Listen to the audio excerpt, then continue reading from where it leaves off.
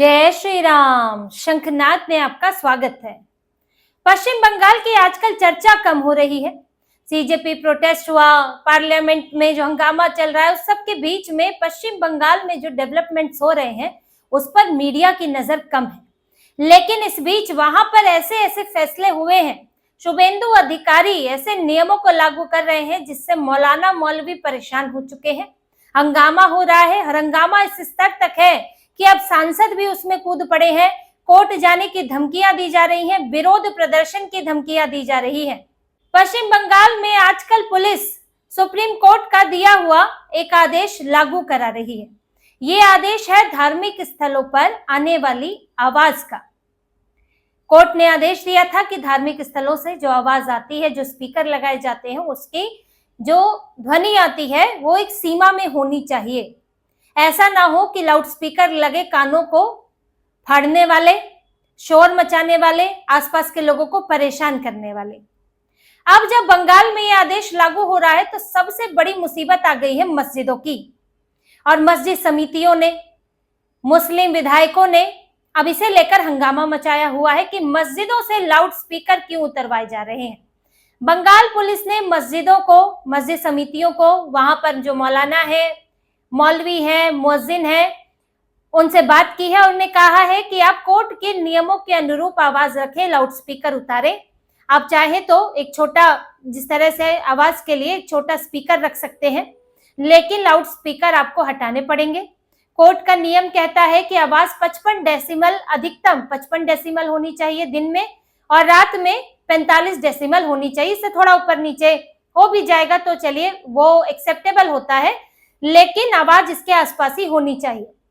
55 decimal, अगर शांत वातावरण में 55 डेसिमल की आवाज जाती है 15 मीटर 30 मीटर तक, शोर हो तो उससे भी कम जाती है। और जो लाउड स्पीकर अमूमन लगे होते हैं मस्जिदों में, आप इस तस्वीर के माध्यम से देखिए, इसमें आप गिनेंगे तो ये 15 लाउड स्पीकर हैं। अब ये 15 लाउड स्पीकर की आवाज कहाँ जाती होगी, कहाँ तक जाती होगी, आप सोचिए। वैसे तो ये कोई ऐसा मामला नहीं है जो किसी के लिए अनजान हो, क्योंकि यहाँ अधिकतर मोहल्लों के आसपास जहां पर भी मुस्लिम आबादी थोड़ी है तो मस्जिदें तो होती ही है, और उन मस्जिदों से आवाज मोहल्ले, बगल वाले मोहल्ले और उसके बगल वाले मोहल्ले में भी पहुंचती है। और अजान जो पढ़ी जाती है उसकी आवाज की मैं बात कर रही हूँ।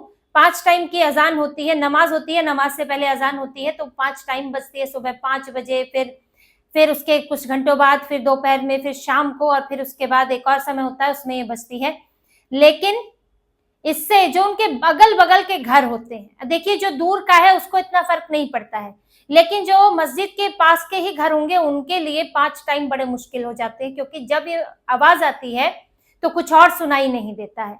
और अगर आप सुबह सुबह, तो आपकी नींद खुलना तय है। लोग इसको लेकर शिकायतें करते हैं, तो इसीलिए मामला कोर्ट में भी पहुंचा था, और तब कोर्ट से फैसला आया था कि धार्मिक स्थलों पर अगर इस तरह से लाउड स्पीकर लगेंगे, क्योंकि धार्मिक स्थल रेजिडेंशियल इलाकों में होते हैं, तो लोगों के लिए मुश्किल हो सकती है। बच्चे भी हैं, छोटे बच्चे, बड़े बुजुर्ग, किसी को कान की समस्या, किसी का कोई पेपर चल रहा है, कोई कुछ और कर रहा है, तो ये दिक्कतें आ सकती हैं। इसीलिए लाउड स्पीकर की आवाजों की ऐसी कोई जरूरत नहीं होती, तो कम किया जाए। अब जब ये बंगाल में लागू हो रहा है और का कुछ स्तर तक लागू हो चुका है, 1279 मस्जिदों से लाउड स्पीकर हटाए जा चुके हैं और 199 मंदिरों से। अब लेकिन इस आदेश से सबसे ज्यादा समस्या मुसलमानों को है, मुस्लिम नेताओं को है, मौलाना मौलवियों को है। मंदिरों की तरफ से तो शिकायत नहीं आ रही है, पुलिस बोल रही है तो मंदिर हटा रहे हैं। और मंदिर इसलिए कम हटाए गए हैं क्योंकि मंदिरों में लाउड स्पीकर अमूमन होते ही नहीं है।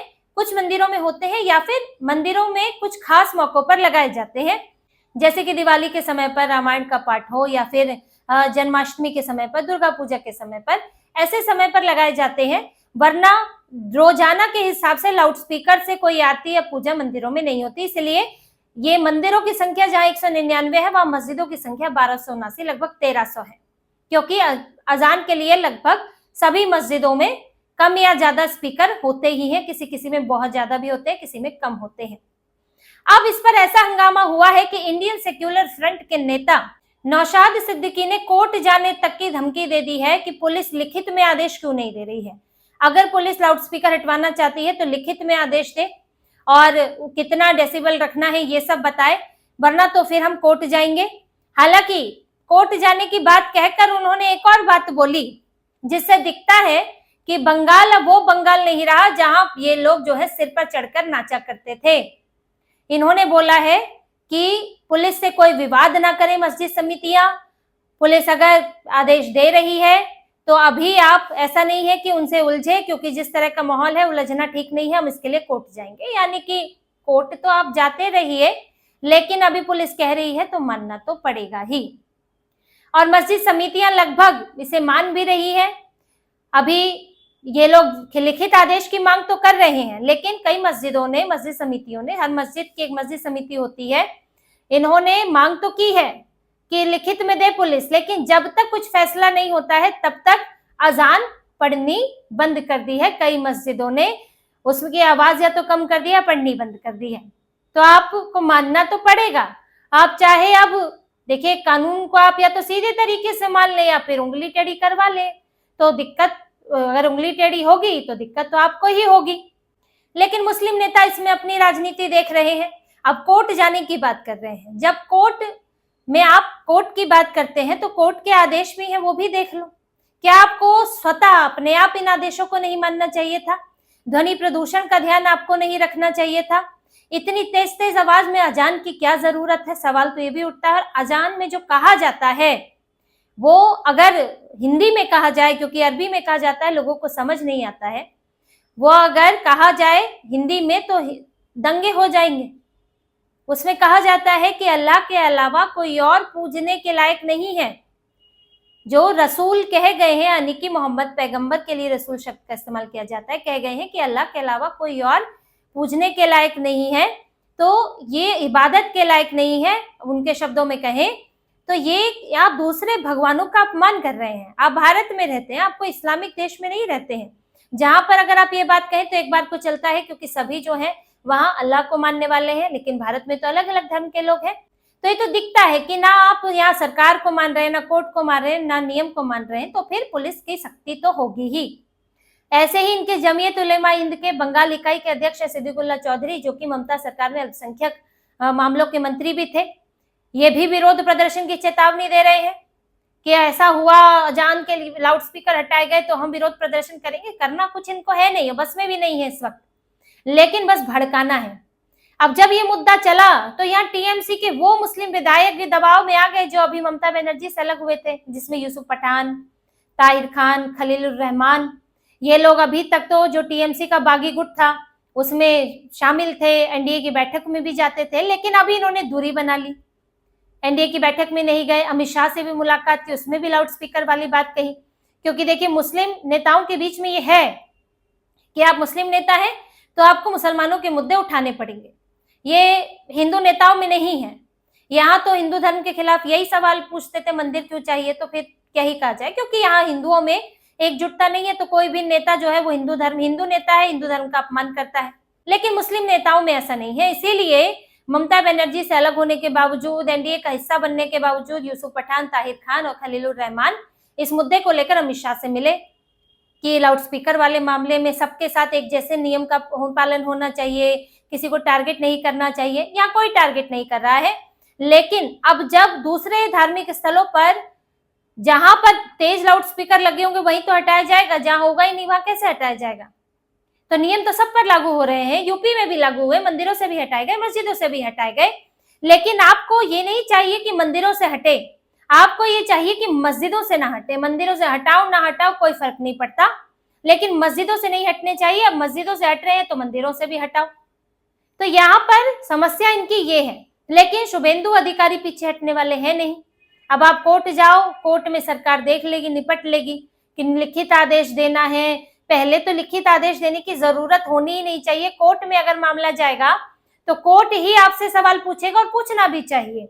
अभी इस तरह है कि सुप्रीम कोर्ट ने एक आदेश दिया, सबको पता है आदेश आया है ध्वनि प्रदूषण को लेकर, लेकिन आपने उस आदेश का पालन नहीं किया। अब जब पुलिस उसका पालन करा रही है तो कह रहे हैं लिखित में आदेश लाओ। भाई, कोर्ट का आदेश तो लिखित में पहले से ही रखा है, क्या आपको वो नहीं दिख रहा था? तो कोर्ट जाएंगे तो मुश्किल इनके लिए ही खड़ी होने वाली है। इसी तरह से एक और आदेश है, या कहें कि एक और कानून है जिससे बंगाल में खलबली मची है, और वो है वंदे मातरम। वंदे मातरम को लेकर जो अभी कानून पास हुआ है, इस कानून के तहत वंदे मातरम पूरा गाना अनिवार्य है। और चाहे मस्जिदें हो, सरकारी सहायता प्राप्त मस्जिदें हो, सरकारी मस्जिदें हो, स्कूल हो, कोई भी हो, उसमें वंदे मातरम के पूरे 6 छंद गाने अनिवार्य हैं और उसे वही पूरा सम्मान मिलेगा जो कि अभी तक राष्ट्रगान को मिलता है, और वही नियमों के साथ होगा, बल्कि वंदे मातरम पहले गाना जरूरी है। अब इसे लेकर कुछ मस्जिद समितियां पहुंच गई, संगठन पहुंच गए कोर्ट में कि भाई ये कैसे होगा, हमारा तो ये तो भारत धर्मनिरपेक्ष है, हम वंदे मातरम कैसे गाएं, हमारा तो इस्लाम खराब हो जाएगा, धर्म भ्रष्ट हो जाएगा, मजहब भ्रष्ट हो जाएगा। इस सब को लेकर पहुंचे कलकत्ता हाईकोर्ट में, बंगाल में ही पहुंचे थे। तो कलकत्ता हाईकोर्ट के जज ने कहा कि वंदे मातरम गा लेंगे तो क्या हो जाएगा, ऐसा क्या बिगड़ जाएगा अगर आप पूरे 6 छंद गा लेंगे, इस्लाम को ऐसा कौन सा नुकसान हो जाएगा। यही बात है कि जब अजान सुनने से, जो अजान में कहा जा रहा है कि अल्लाह के अलावा कोई और इबादत के लायक नहीं है, ये सुनने से अगर किसी और का धर्म भ्रष्ट नहीं हो रहा है, तो अगर आप वंदे मातरम गा लेंगे तो उसमें क्या बिगड़ जाएगा। भाई राष्ट्र गीत है ये ऐसा नहीं है कि कोई भगवान की आरती है, ये मंदिरों में गाई जाने वाली आरती नहीं है। बंकिम चंद्र चटर्जी ने उस समय लिखा था जब देश की आजादी के लिए आंदोलन हो रहे थे, ये देश की आजादी का गीत है। अब उसमें आपको समस्या है कि देवियों के नाम है, तो उस समस्या का कोई कुछ नहीं कर सकता, क्योंकि ये भारत जो है वो सनातन संस्कृति वाला देश है। ये संस्कृति तब की है जब इस्लाम आया भी नहीं था, उससे सालों पहले की संस्कृति है। और यहाँ के लोग अगर कुछ लिखेंगे गढ़ेंगे तो उस संस्कृति के भाव उसके अंदर होंगे ही, और आप यहाँ पर है तो संस्कृति का सम्मान करना होगा। तो कोर्ट ने कहा कि इसमें कोई समस्या नहीं है, आपको गाना, अगर नियम है, कानून है, तो आप उसे गाएंगे, तो इनको औंधे मुंह जो है वापस लौटना पड़ा। तो अब गाएंगे वंदे मातरम, और तुरंत जो है शुभेंदु सरकार जो है इस नियम को यहाँ पर लागू कर रही है। तो कई समस्याएं मौलाना मौलवियों के लिए खड़ी हो गई है। जो ममता बनर्जी का काल था कि राज तो हमारा है, जो चाहे करेंगे, दंगे करेंगे, शोभा यात्राओं पर पत्थरबाजी करेंगे, दुर्गा पूजा पंडालों को तोड़ेंगे, मुर्शिदाबाद में दंगे करेंगे, मालदा में करेंगे, तो ये सब अब नहीं चलने वाला। और अब तो हालत ये है कि कुछ करने से पहले ही सहम जाते हैं, क्योंकि शुभेंदु अधिकारी कोई लुंज पुंज नेता नहीं है, वो बहुत सख्त है। जैसे कि यूपी में सीएम योगी की शक्ति है, वहां शुभेंदु अधिकारी की शक्ति है। तो इसीलिए सब बयानबाजी चलती है, लेकिन उससे ज्यादा आगे कुछ होने वाला नहीं है, और होगा तो उसका जवाब उसी तरह से दिया जाएगा। शुभेंदु अधिकारी पहले भी दिखा चुके हैं। तो इस वक्त बंगाल के अंदर बड़ी सुगबुगाहट है, और बड़ी ये मुस्लिम संगठनों में, मस्जिद समितियों में मौलाना मौलवियों के बीच बड़ी परेशानी है। और ये सब जो नियम लागू हो रहे हैं, अभी तो यूसीसी भी लागू हो रहा है, यूसीसी भी एक बड़ी परेशानी बना हुआ है, क्योंकि बंगाल में आने वाले समय में जल्द ही यूसीसी लागू होगा, तो आपको और परेशानी वहां पर देखने को मिलेगी। तो बंगाल बदल रहा है, बंगाल का पूरा मिजाज बदल रहा है। तो इसी तरह की और खबरें और विश्लेषण आपके लिए लाते रहेंगे, हमसे जुड़े रहिए, सब्सक्राइब कीजिए, कमेंट कीजिए। बहुत बहुत धन्यवाद। जय श्री राम।